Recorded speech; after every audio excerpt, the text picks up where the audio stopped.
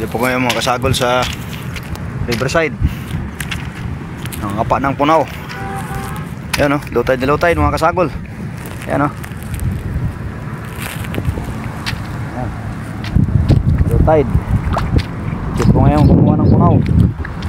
Kasi pag ganito na low tide masyado, nakikita mo lang yung ano, yung pirang. Ito, mayroon. Ayan. Ito.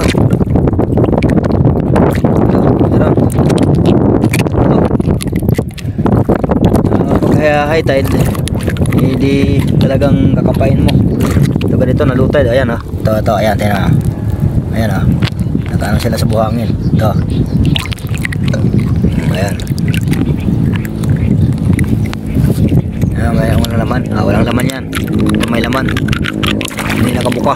May laman yan. Pirang. Ikot-ikot pa tayo rito mga kasagol. Ito yung pirang Pag ganitong low tide, damputin mo na lang. Pag high tide, kakapain mo talaga. Ito. Masarap ang laman ito. Mula-mula. Walang laman ito. Kaya tinawag na sa amin na pirang kasi yung laman niya parang may pilik mata.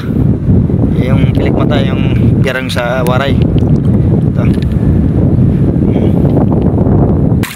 Marami na akong nakapa kanina mga kasagol na ito.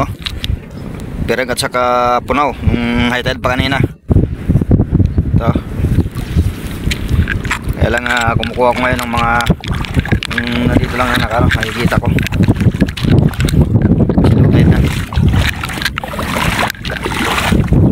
Pinondohan ng higit 1 bilyong piso. PJ nitong Martes, sinabi ng mga kasagol, kaya tinawag na pirang kasi para siyang may pilik mata na si Jose Maria Lim. Target nilang matapos sa loob ng isang taon.